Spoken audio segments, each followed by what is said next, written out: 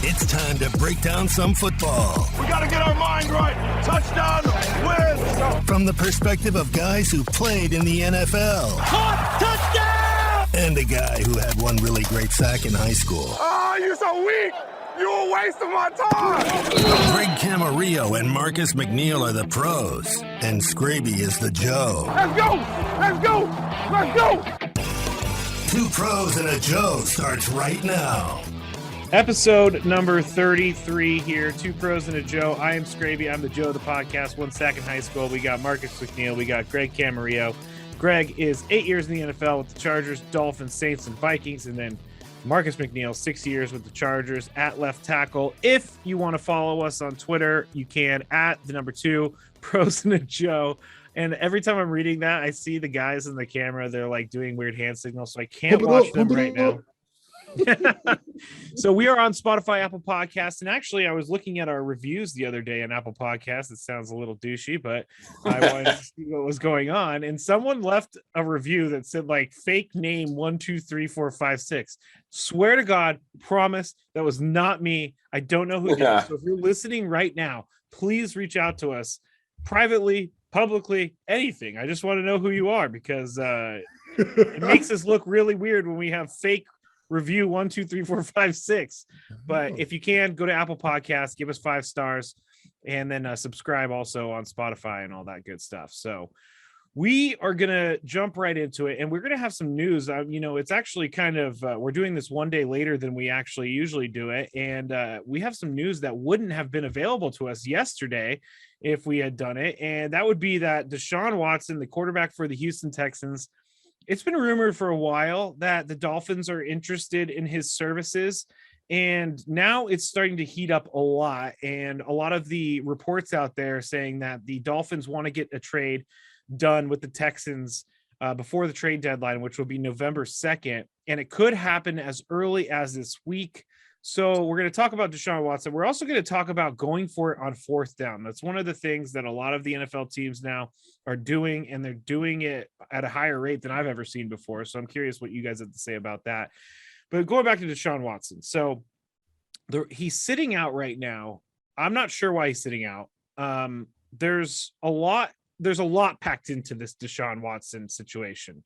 He's been accused by I think over 20 women, massage therapists, of being sexually assaulted during that whole thing, during his massages. And so a lot of people think the Texans are holding him out because of that. A lot of people think that they're holding him out because they want to try to trade him. He refused to play for the Texans. He said a while back he'll never play again for the Texans. I understood that, but was that before his accusations? I thought maybe that was before. Yeah, that was before the accusations. Okay. Oh, because then the shoe went to the other foot, and it's like, well, do you want to play? Yes. So I'm going to come in straight hot take. Hot take.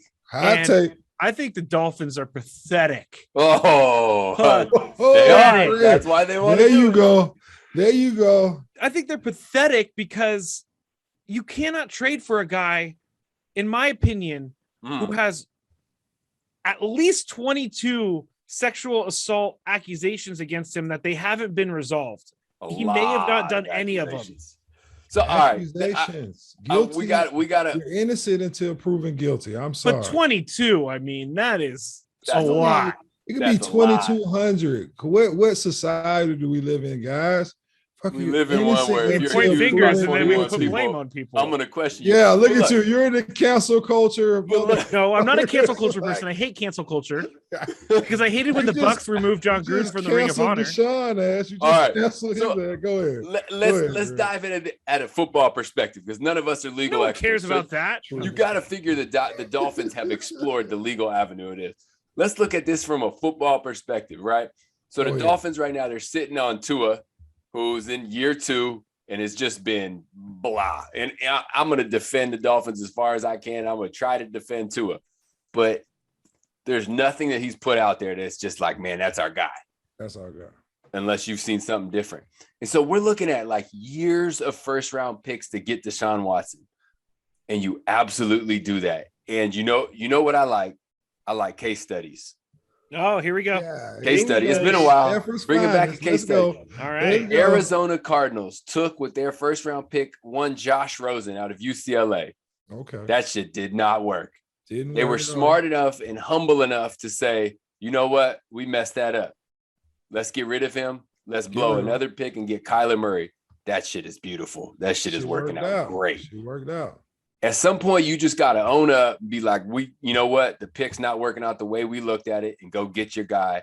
And as long as Deshaun Watson is not in legal hot water, he's an animal. That dude's a beast. So you got blow it. Lose 3 or 4 years of first round picks. Go get your guy. You hit it on the head, Greg, because at the end of the day, you know what you have in Deshaun Watson. We saw the numbers. He put up just last year. He put up crazy numbers. One of the best quarterbacks in the NFL. He hasn't had any injuries besides the off-field stuff that he's going through right now. Like, he doesn't have anything that's telling you that he can't play football. Mm-hmm. So if they're telling you that he can play football, it's a viable decision, especially when you're looking at your first round pick not being what you want to be. I think the only thing, Greg, I think you're in a better situation though, Greg, because you're not going back and picking a Kyler Murray out of college. You know what I'm saying? Mm-hmm. You're getting a proven veteran, you know what I'm saying, who's one of the best passers in the league. So I think you actually do one up on Arizona in that case. Yeah. Well, now there's also reports out saying that the head coach of the Dolphins, Brian Flores, which I really like Brian Flores. I think he's a great coach. Good and the GM of the team, Chris Greer, are on the hot seat because the Dolphins aren't winning right now. And there are people, quote, in the organization who have given up on Tua Tagovailoa. And I gave Tua a really hard time last year. Oh, and to add on to that, they're saying that each week Justin Herbert plays like Justin Herbert each week because, you know, the Dolphins took Tua the pick immediately before Justin Herbert for the Chargers. So now the Dolphins are like, okay, we could have had that guy. We chose this guy. What the heck were you guys thinking when you made that decision? But I gave Tua a hard time last year. I know he's not Deshaun Watson, but I don't think Tua's that bad of a quarterback. He's not a terrible quarterback, but there's nothing that he puts out there that you like, that's the guy that's going to go get us a championship. And that's what the NFL is. If you're not pushing for a championship, you're not doing well enough. And it's the same with Jared Goff. Jared Goff took the Rams to the Super Bowl, but they're like, damn, he's not going to get us that championship. We got to go get our guy. So that's the mentality. You got to have somebody where the 52 other dudes on the team believe that's the guy that's going to go get you a ring. I don't think Tua can get it with his legs like they were expecting him to out of college, because that was one thing that was always great about Tua and a lot of these other dynamic double threat quarterbacks, right? He could throw the ball. He was very accurate with the ball, but also he could still pick you up, 5 to 10 yards whenever he didn't have anything and had to pull it down and run. You don't really see that from Tua anymore. I haven't seen any run from Tua since he's been in the NFL that I know that's been memorable, right? So now that's what separates him from Kyler Murray to me. Like, they both have great arms, they both can throw, but in college, Tua was a lot more athletic. And this might be coming off of that injury he had, because we all remember he had a terrible hip injury coming out of college before he got drafted. So we don't know if he'll never get back to what we thought he might be. It's a good point, but now 3 first-round picks is a lot in the NFL. That's a decade worth of picks right there, because you're trying to build. Decade. It's 3 years. It's 3 years. Okay, I understand the actual math. And tell that to the Cleveland Browns. The Cleveland Browns had 72 first overall picks. Yeah, and they still that didn't help them. That didn't help them till last year. You know what I'm saying? It didn't help them till last year. But 3 first-round picks is a lot. Now let's get to the PR of everything. Because the PR of this move is interesting to say the least. I don't know how you, as a Dolphins organization, I know fans are going to be really happy to see Deshaun Watson in a Dolphins uniform. Yeah, they would. But the community these days, people are more vocal than ever about, organizations in spotlights that are doing something shady and wrong. And again, Deshaun Watson has not been convicted of anything. He has been accused of things, but I can't see that going over well with the Miami culture and the Miami fan base. But maybe, Greg, you played there. Are those people just nefarious like everybody else and just really don't care? It's Florida, Scrapes. You can do whatever you want. Okay, in Florida. perfect. Do That's whatever. true. Fuck you True. on Florida. Yeah, This that's week, true. the Florida man. Yeah, man. I won't go into any further detail. But fans are quick to forget something if you win.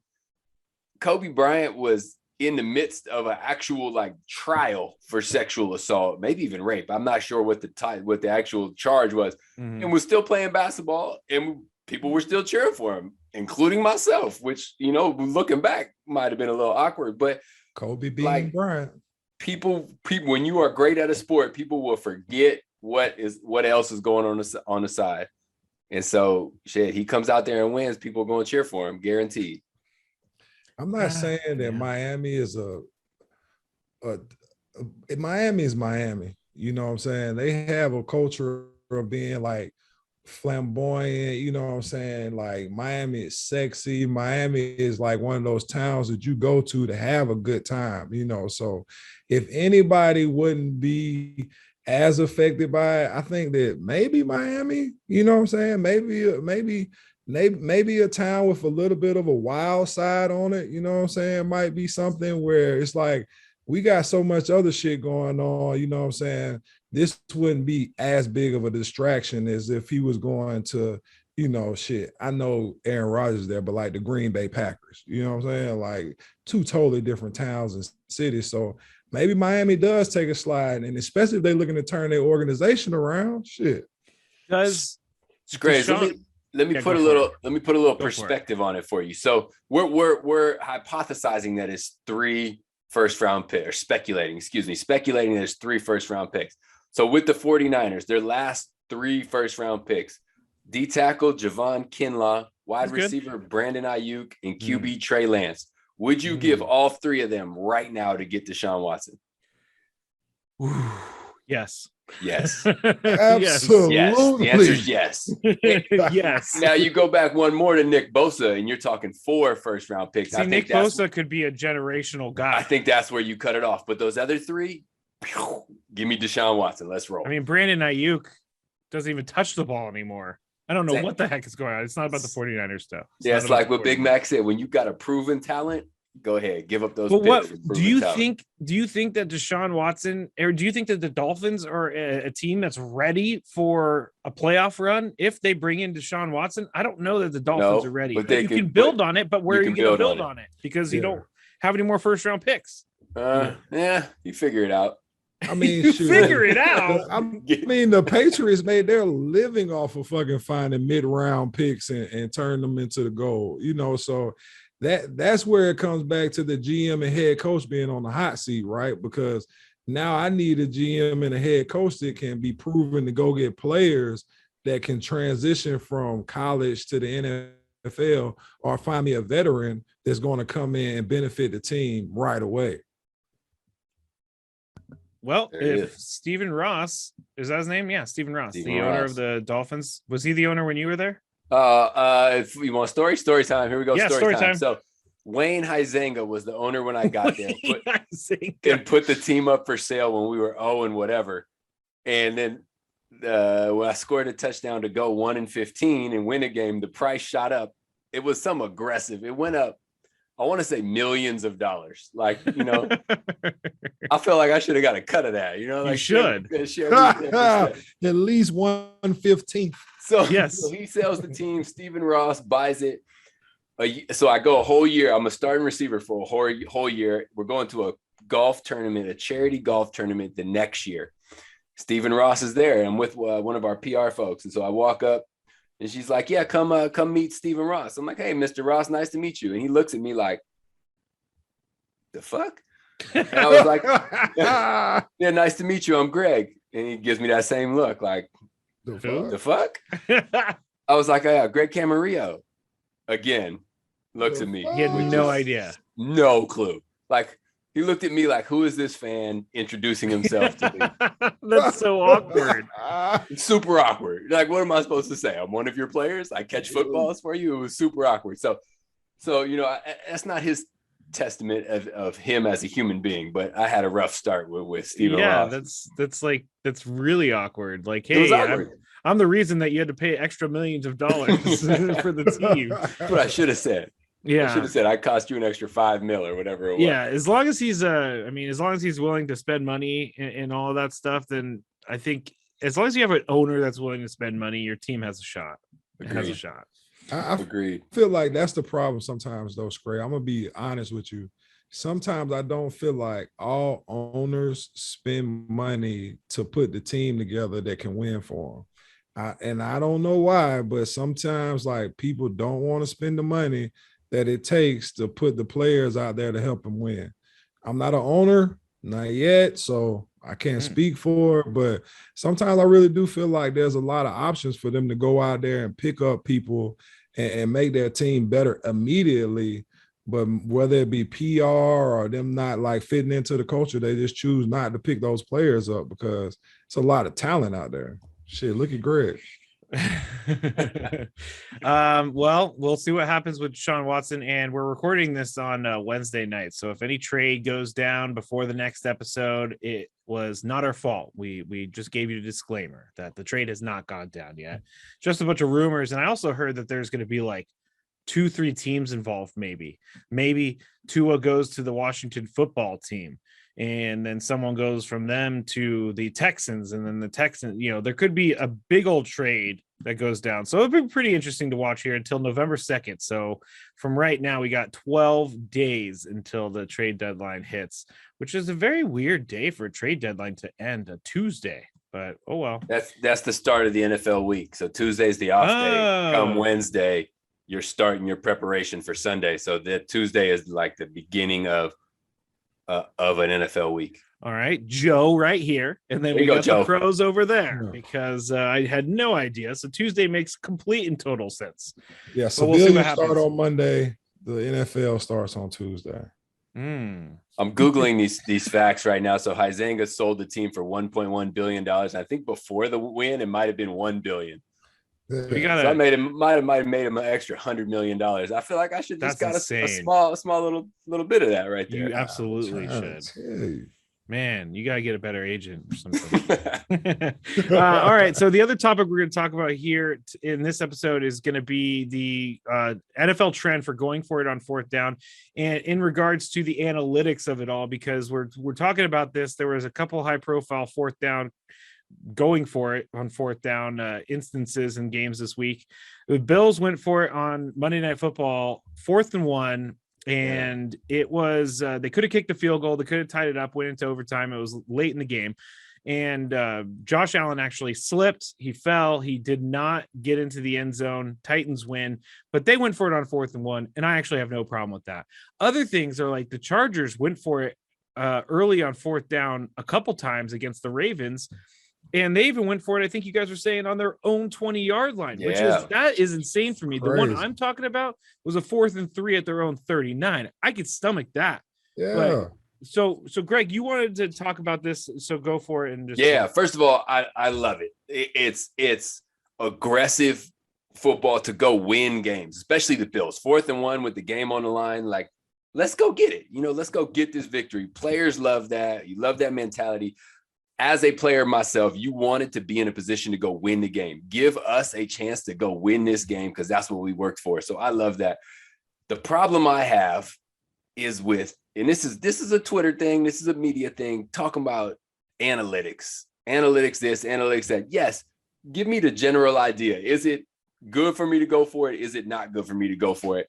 And then from there, it is feel. Football is a game of matchups. A coach will look at a matchup and say, it's 4th and 2. What has this team done on film? And do we have a good chance to beat that? It's not just, we have a 64% chance to beat this if we run it to the right. Like, no, that's not what it is. How good is the right side of your line? How good is the left side of your line? Do you have Derrick Henry? Do you not have Derrick Henry? Like, has the right side of the line been kicking the defensive line's ass in that game? Has my receiver been getting open? Those are all things for feel of that game.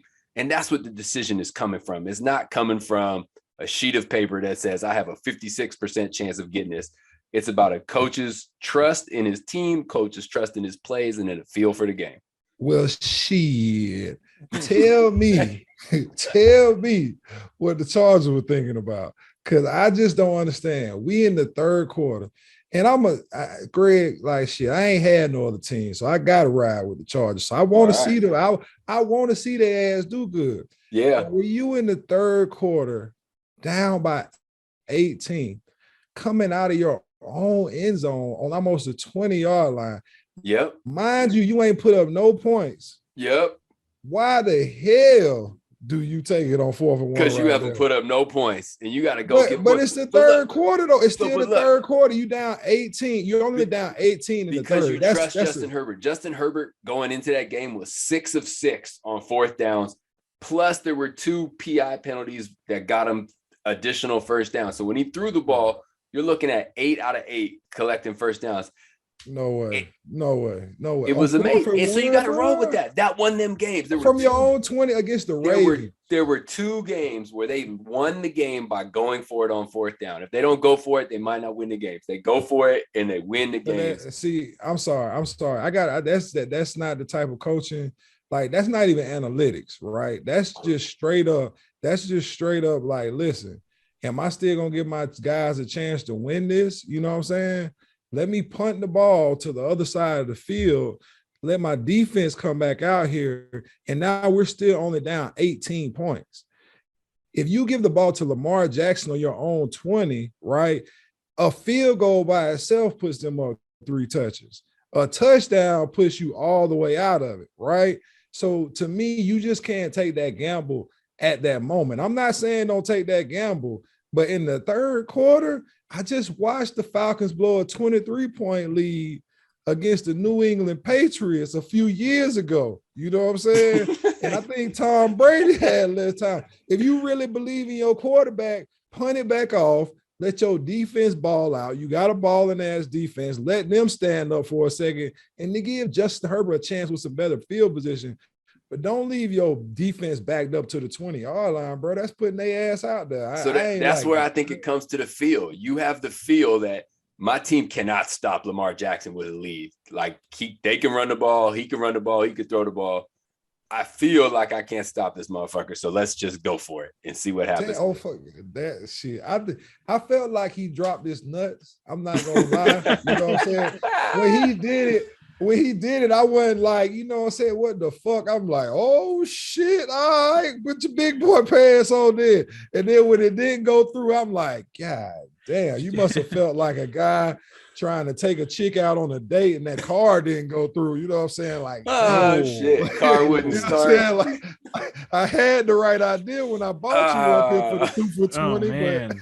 College Matt Scravy never had the declined card happen to him. Never. Oh, shit. In my research of 4th downs, I got a fun little fact for us right here. So of the teams that have gone for it the most, we're looking at the top 3. Browns, Lions, Broncos. Browns, young new coach. Lions, youngish new coach. Broncos, older coach, outlier. So those are the top 3. The bottom 3, Seahawks, Pete Carroll's in his 70s. Patriots. No one knows how old Belichick is. I think he's 100, but he's old as dirt. Yeah. Kansas City Chiefs, Andy Reid, Baltimore Ravens, Harbaugh. We're looking at all the old dudes that don't go for it. So there is clearly a trend of younger coaches are the ones that want to go for it, and which that's I love. It's more Madden. Yeah. I love it. I love it. It's great TV. It's exciting. It's more drama. Put everything on the line. Let's roll. No, you can't say that shit. The NFL is a game of inches. You cannot fucking disregard a game of inches and just put it all on the fucking line. It's like you push so hard the whole game just to get a little bit of leverage on the other team. You know what I'm saying? Yeah. Like sometimes like they punt the ball off like again and again and again and again. And it's not because like, oh, I didn't want to do it, but it's a field position game. You know what I'm saying? You get somebody pinned down inside the 10-yard line, and then they got to punt it back out. Now you starting the offense on the 50. That shit looks so much better. I'm telling you right now, fans, looking at the goal line, your end zone that you have to score in from the 50-yard line looks way better than when you're sitting on the 2-yard line in the end zone back there. That shit looks like a green fucking mile. Hey, man, put that computer science degree logic somewhere else, man. We're not working with logic right now. Yeah, no logic whatsoever. Remind me not to go to Vegas and gamble with Marcus, because Marcus, you'll be drunk, having a good old time, playing blackjack, or and like an 8 comes out, and you're like, I'm going for it. Marcus, fuck that. Split the 38.7% chance of winning this hand. No, usually, And as soon as I say that shit, he gonna come out with a case study. Like, no, I read this case study, man. I read this fucking case study. Marcus is the case study. Marcus, are you the guy at the blackjack table who gets mad when you do something that people don't like at the table? You know what I'm talking about? You hit when you're not supposed to. Some guy told me one time, he's like, dude, you're just fucking up the flow for the rest of the table. And I'm like, I don't care. I'm betting $5 on this. I'm not a serial gambler. I'm not a serial gambler. If I'm not over 15, 60, I'm throwing that shit in. That shit's not my hand. Yeah. Would you guys be surprised? You were just saying all the young coaches in the NFL are the ones that are going for it. Yep. You'll never guess who has converted the most fourth downs in the NFL so far this season. Let me sort by this column over here. Oh yeah, so Greg's gonna cheat. And he's gonna go to ESPN.com. It's a young coach. No, it's not. Cleveland Browns. No, it converted number.